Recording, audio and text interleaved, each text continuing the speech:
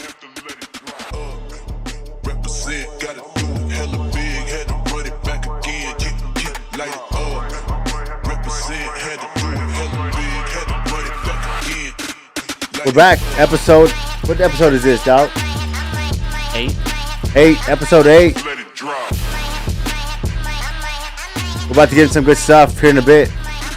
Let it drop. We got some questions from our Facebook page. We have some questions about what did you envision your business in 5 years? Any mentors, advisors? Finding your niche. Let me see. Side jobs. All that good stuff. And also, if you're on TikTok, you have any questions, we will answer your questions.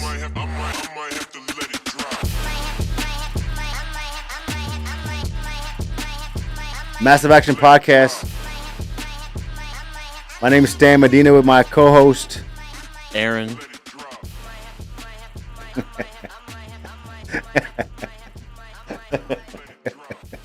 the top G. He's like a top G. Andrew Tate. I think you're a top G, dude. You're like a stealth top G. Anyway, so we're gonna get started today. So the Massive Action Podcast, man, we talk about everything automotive on the business side of it. The business side of it, there's a lot of videos, how-to videos, right? On how to do body work, how to prep a car, how to weld, how to Start a business. how to start a business. So we like to answer those questions business related, and the reason being is because I'm in the trenches. We're in the trenches, and we're transitioning. We're going through this thing. So like, there's nothing better than to talk to someone that's actually doing what you want to be doing, versus someone that's just telling you what to do without them actually doing it. Okay. So whether you have automotive shop, detail shop, a lawn care service, like a lot of the principles that help me grow the business will help you grow your business, and it'll help you scale. The whole point of a business is to get you to another destination, a bigger destination. The business is not the end result. The business is just the vehicle to get you to the next bigger place. So let's get started here. And usually what we'll do is Aaron will kind of gather all the questions that we get during the week, are from TikTok or from Instagram or from YouTube, and we'll kind of answer those questions on the podcast. It's actually questions that people want to know about and people are asking. So we're gonna jump right into that. Aaron's gonna go ahead and get with the questions. Let's get going. A little intro music. Ready? Does that look better? That looks good.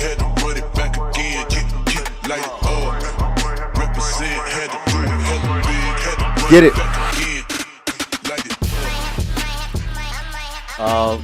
If you're on TikTok, we're also live on YouTube. And if you're watching us on YouTube, you can hear the music in the background. Let's see. Let's start off with what were your primary goals when you decided to open this business? So, the primary goal when I decided to open a business was survival. Like it was like, you know what? Like it's gonna be either like, what do they say? Like sink or swim. So it wasn't a plan. It wasn't a thought out plan. It was just more based on like, hey, this is something that you have to do. And so I just got up and started doing it, What I learned from that, and what I learned from that was I probably could have been, way, ahead if I would have stopped and said, okay, what's actually the plan here? What am I trying to do? But you know what? Back then, there wasn't anybody to really kind of stop me and say, hey, you should really think about what the plan is going to be. You should really think about why you decided to do that, right? And so it wasn't until like several years back when when I started to really understand, like I really wanted to know about business. You know what's crazy is this is how it started off, dude. Was I was we were working on this vehicle, right? And I forgot we were doing like a complete paint job on this vehicle, right? And and in the trunk there was a book in there. I don't think I've ever shared this story, but there was a book in there, right? And the book was a business book. It was a small business book, right? And I kind of was like flipping through the book, and there was a chapter that said it was more like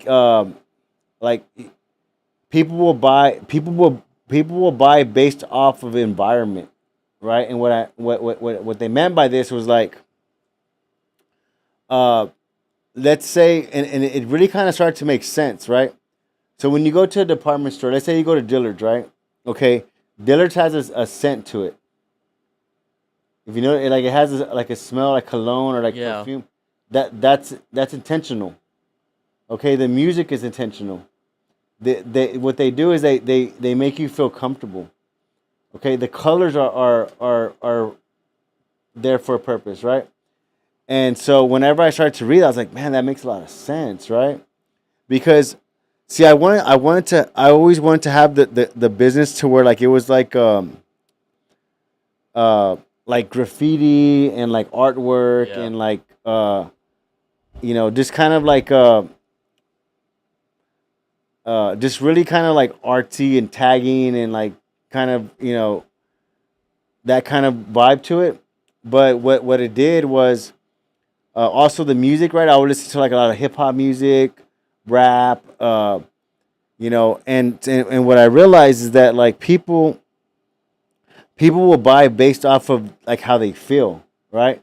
So if someone walked into the business, and let's just say for example someone walked into certified and they walked in an office and the office were like red and black. You know what I mean? Like our theme was like red and black. You know what I mean? Yeah. Like we're gonna do all red walls, black tables. It's gonna look. We're trying to be cool, right?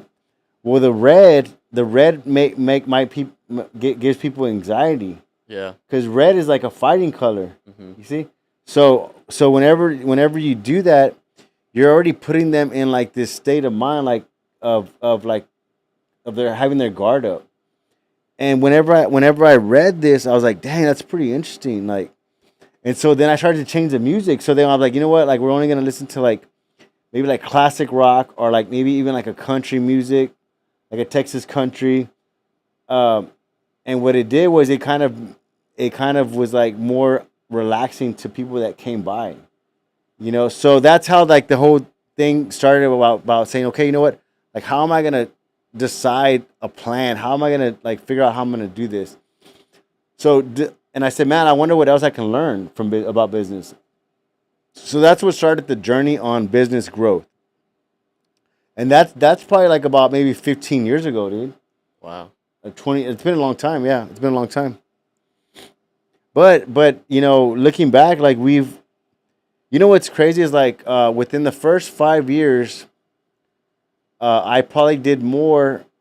I probably did more with my life than I did in the first half because I had a plan. Like I was like, okay, this is what we're gonna do. This is how I'm gonna do it. I'm gonna go and so I was more intentional of my actions, and so it moved me a lot faster, right? So like, let's just say, for example, someone's wanting to open a business. They're watching this on TikTok or YouTube or Facebook or wherever. Maybe stop and say, okay, like what's the plan? Like, how can I come up with the plan? And maybe it's like you're not sure about like how to even start a plan. You need to start asking people, hey, how do you come up with a plan? Hey, what do you suggest I come up with a plan? Start to Google how to come up with a business plan, business ideas, how to set goals for my future.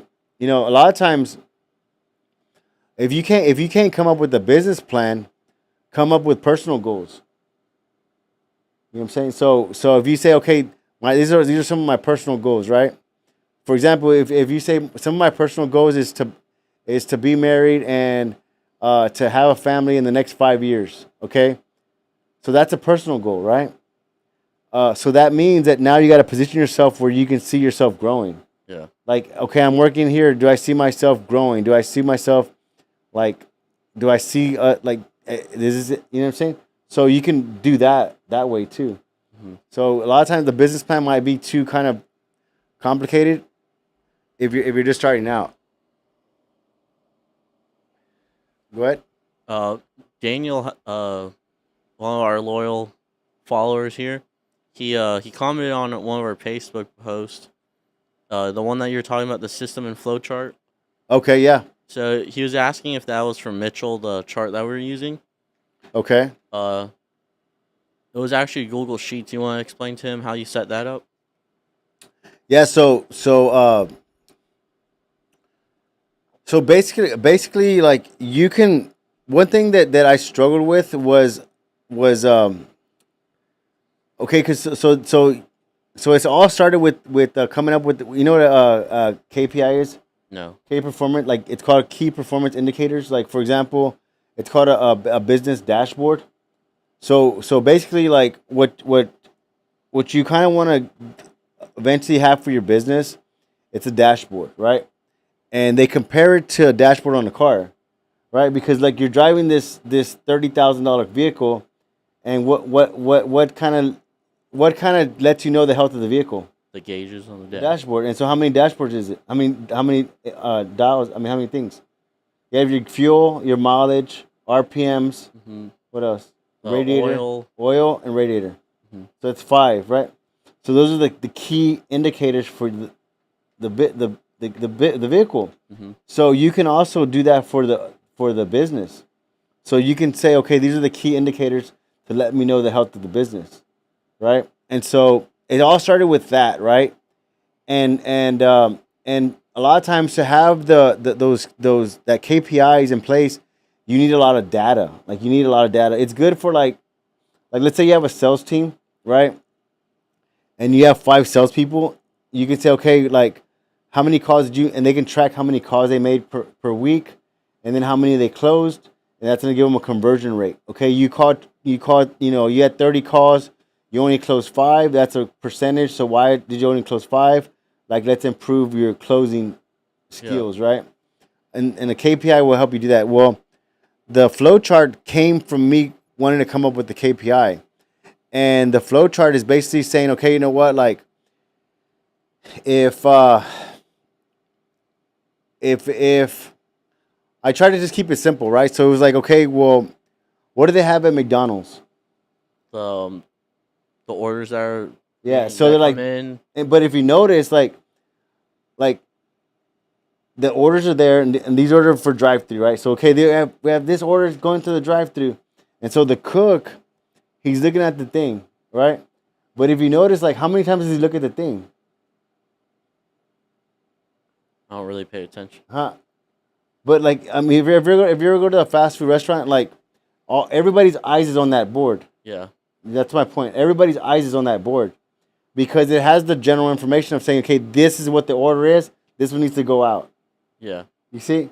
So when I thought of that, I was like, man, like we need to have something like that visual so that people can see it and they know exactly what needs to go out, because if not, they're going to get lost with everything else. So it's just like the same thing. Like, okay, we got these orders in. These orders need to go out. Like, let's get these orders out, you know? Yeah. And that's how we came up with the flow chart. And basically all it is like we have, vehicles that need to be supplemented, vehicles that are approved, they have an approval supplement and need to order parts, and then we have vehicles that are ready to go. So it's like 3 little stages where we push the vehicle through. So it's like, okay, the vehicle can't go to step 2 unless we get the supplement approved, okay? The vehicle can't go to step 3 till we have the parts. So it kind of goes that way. And so that's how you build that flow chart. And everybody has a different way of doing the flow chart. The thing with the flow chart is you can do it on Google Sheets. Do it on Google Sheets, and you can make it however you want to make it. Like you can color code it, you can write whatever, you can do whatever you want to do on that, and you can keep changing it. So one of the things that I got caught up on at the beginning was I didn't want to make one because I wanted to do it. I wanted to make sure it was right. Yeah. And I said, you know what, I'm just gonna start to play with it and figure out what works and what doesn't work. Like for example, we used to have the calendar on there, and I was like, we don't really use the Yeah. until we took that off. Or we don't even update it anymore. We just know. But it always draws us back to being focused on that, So I hope that answers your question. So the Google Sheets is not associated with the Mitchell. The Mitchell is different. If you're starting off a repair shop or a collision shop, the Mitchell. So there's Mitchell Repair Center and there's Mitchell Connect. Okay, Mitchell Connect is where you do the estimates, and Repair Center is where you manage the jobs. So if you're a smaller repair shop, let's say you're maybe doing 500,000, you might want to start to use Repair Center moving forward. If you're just barely at maybe 200,000, maybe Repair Center is not ready. You're not ready for the Repair Center yet because it does require a lot to manage, and if you don't have the staff to manage that, it could be a lot. It could be overwhelming. But what I would suggest is we had the Repair Center for several years before I really understood how to use it. Like I never knew how to use it. I wouldn't use it. I would let the office use it. Elaine would use it. She would update it. She knew how to navigate through that. But then I had to decide, okay, you know what? I need to know how to use this. And once you kind of learn how to use it, it just makes things a lot easier for the company. Because what it does is, so think of it like this, okay, what it does, it allows you, for example, look, so there's different ways to scale, right? So if you're opening a business, if you have your place and you're saying, no, I need to figure out how to I need to get more people in. I need to hire more people, right? So, for example, think about this. So, let's say if we were to hire just a secretary, right? And her job was to answer the phone and to answer the phone and to answer the people's questions they had, right? Okay, so we would have to bring someone in, train them, right? And then then update them on what's going on with each vehicle, right? Okay, so what do you think that'll cost? Based on their salary and the Just say systems? you're paying someone. Let's say you bring someone in, you're paying them, like a chick or something, and you're just paying her just to be in the front office, not to do supplements, not to do estimates, not to pick up parts, not to just answer. Yeah, phone. yeah. It says 950 and 950, right? Okay, right. Okay, so now you have that one person that's responsible for that job, right? So, or you can say, okay, you know what? Let me go ahead and invest in getting Podium, and then that way it's automated. You see, and so now it's a system. So because we created that system, we're not really having to train someone else, but now it's easier to manage, Yeah. And so now we're managing the system, and it's a lot easier. Okay, so if a lot of people say, well, I'm gonna automate my business. Like you can't automate your business completely. You can automate certain sections of it, but you still have to manage it, right?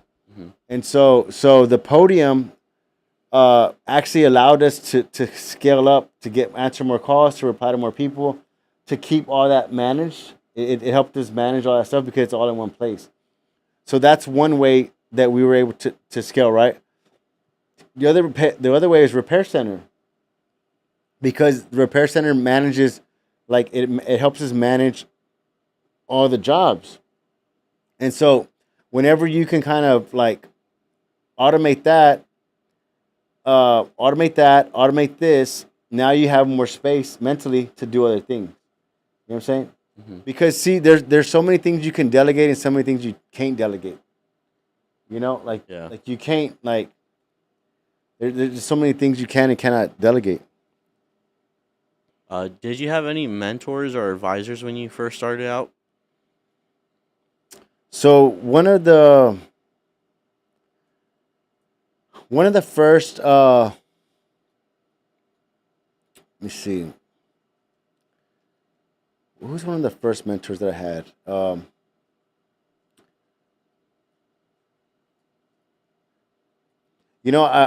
I've always like I as soon as I learned the power of like I guess mentors or information, I kind of always seek that out. So probably one of the first mentors I had was okay. There's a difference, right? So let me explain. So there's a coach, a mentor, and a consultant. Okay, so a lot of times people confuse all of those. Okay, I think this year or next year, uh, I'm gonna start to narrow down on more of an industry mentor. And what I mean by that is like, okay, so one of my first I had a coach at first. So I always suggest like, get a coach first. Okay, the difference between a mentor and a coach is the coach will keep you accountable. Right? Yeah. You see what I'm saying? So like for example, uh, let's say a nutritionist, right? A Yeah. nutritionist is a mentor. A physical trainer is a coach. All right. The nutritionist is going to be like, okay, this is your diet. Bye. This is what you should be eating. Make sure you stay on this, Hmm. right? And you're gonna fuck it off anyway, Yeah. because the coach is gonna be like, dude, like you're supposed to be working out 5 days a week. Why haven't you gone to the gym? Like, dude, you put on 2 pounds of fat. What's going on, dude? Like, you know what? Fuck that. You're gonna work out harder today. You know what? We're gonna add another day. So he's gonna keep you more accountable. You know what I'm saying? So there's a coach, a mentor, and a consultant. Okay, the consultant is the one that's going to say, uh, for example, if you, let's say the guy Sean, right, the media guy, right, the Oh yes. right. So you'll say, hey, I need a consultant. What do I have to do to improve this? And he'll say, okay, you need to do this, and this. He's consulting you on how to make that improvement. He's not gonna babysit you and be like, "Oh, did you do it? Did you do it?" He's gonna be like, "Okay, I'm gonna tell you how to do it, and it's gonna be up to you to do it." Yeah. So you're going to them for certain specific information to help you in a specific area. Okay, the mentor is gonna be, when I say I'm gonna look for a mentor in our space within this year, by the end of this year, it's gonna be someone that's maybe uh, doing maybe like someone that's doing franchising, Yeah. like a franchise mentor, or maybe like uh, just a mentor that it's a different level. So the mentor brings you to a different level. You Hmm. know what I'm saying? So, for example, if I wanted to start to get into investing, I wouldn't really go to find a mentor that's gonna show me how to invest. I want to find someone that's buying, commercial buildings or like apartment complex. So now I'll be like, okay, my mentor, I'm gonna find a mentor that's buying 1,000 units at a time. You see, versus just someone that's one. going, yeah.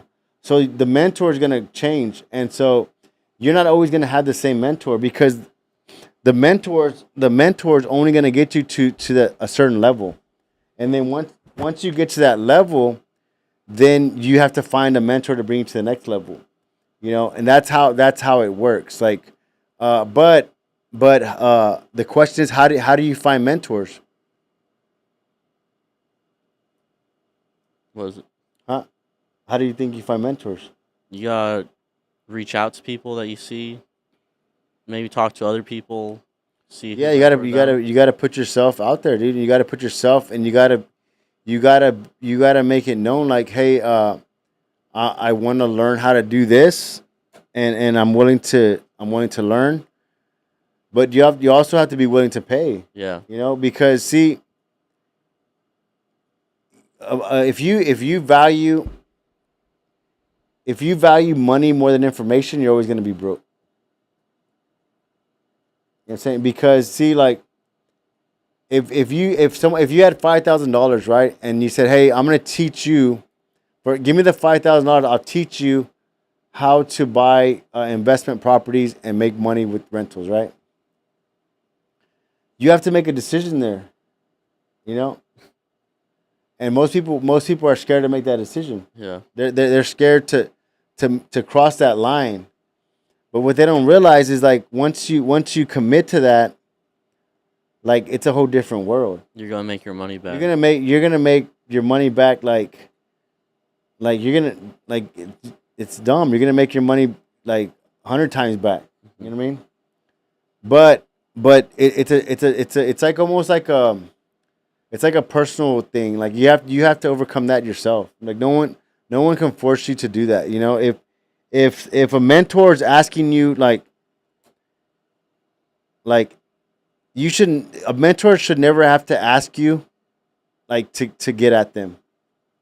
Like, you should, once you're willing to get at a mentor, and be like, hey, I want to connect with you, man. Like, what do we got to do? Connect. Like, I need some information. Like, if you're persistent and you go at it like that, you're gonna make it. If you have to be sold, like, if you have to be like, dude, like, if you have to, like, think about this. If you have to sell someone to go work out, like, Yeah. how uncomfortable, how boring is that gonna be? Like, because you're forcing them to work out. Yeah. Like, it versus them saying, man, like, I want to know. They I have want the drive to. Yeah, do they it. have the drive, so it makes it exciting. So it's the same thing. Next up, we're gonna be talking about finding your niche. So, you always recommend finding your niche so you're not all over the place, to just stick to one thing. Uh, how do you go about finding it? Is it something that you're like good at or enjoy, or you're looking at the market and see like an open space that needs to be filled? Yeah, so I mean, it's an open space that you got to listen to. Like, you got to listen to the marketplace, right? And a lot of times, I mean, the niche will come whenever, like, once you put yourself out there, and start to see what you're attracting. That might be your niche. You know what I mean? Like, that might be like something uh that kind of, like, takes you to the different level. And, like, let's okay, for example, like, you got into photography, right? Yes. Okay, but you never thought you'd be podcasting. No. You know what I'm saying? But so we're exploring different areas, you know what I'm saying? Hmm. And you're like, man, like, this is pretty cool. Like, I want to, and so you're kind of finding your niche still. You're like, what am I, like, what's driving me? What's interesting? Like, so you're it's the same thing with the automotive industry, with the collision, right? You open a collision repair shop, a paint and body shop. Like, you want to know, okay, what am I being known for, or what am I good at? What's not being, like, what's a problem that's not being, like, solved, that I can help solve, right? That's always something good to focus on. Next one's a little bit of a fun topic. Side jobs and some unusual ones. So, since you were a painter, has anybody ever hired you to do like a bike, maybe like a lowrider bike or a sculpture? Uh, I used to do a lot of lowrider bikes, motorcycles, boats. I painted pretty much everything, dude. Like, I would always paint. I would paint everything custom. Um, yeah, I mean, I've done all those things. In fact, like, that's how I kind of started doing custom. Was I started, like, painting, like, lowrider bikes, and Like smaller things? like toolboxes, and, like, guitars, and just kind of playing around with the flake and candies. And then you kind of grow from that, and you say, hey, I want to paint a car.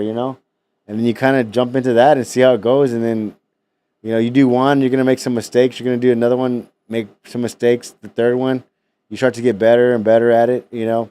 I think the difference now is like there's so much information online to learn from. There's so much information that you can. Back when I was doing custom painting, there wasn't really a lot of information out there. There was maybe some books, there was maybe some DVDs, but there wasn't like a lot of YouTube stuff like that. You know Just what I go mean? search. Yeah, just search like that. But one thing, if I can share this one tip is if you're doing custom work, one way that you can actually attract more clients is because what's happening with custom work is like everybody's kind of doing it, like everybody's like, I can do it myself. I'm gonna do it from home. I'm gonna do it in my garage. But if you really feel like, hey, you know what, like I can do some badass work, uh, make some YouTube videos of your work before and after and during the process, and talk into the camera. Like talk to your customers. Say, hey, this is Stan. I'm located here in Texas. We do metal flake, we do candies, we do graphics, we do airbrushing. Like, name everything you do. Walk them through your place. Show them your office. Show them your work. Show them your work area. And what that's going to do, that's going to help build a connection with those customers. And it's a higher chance they're going to bring you work. So do that. I mean, one thing that you can also do too is you can actually start to put these videos on YouTube, right?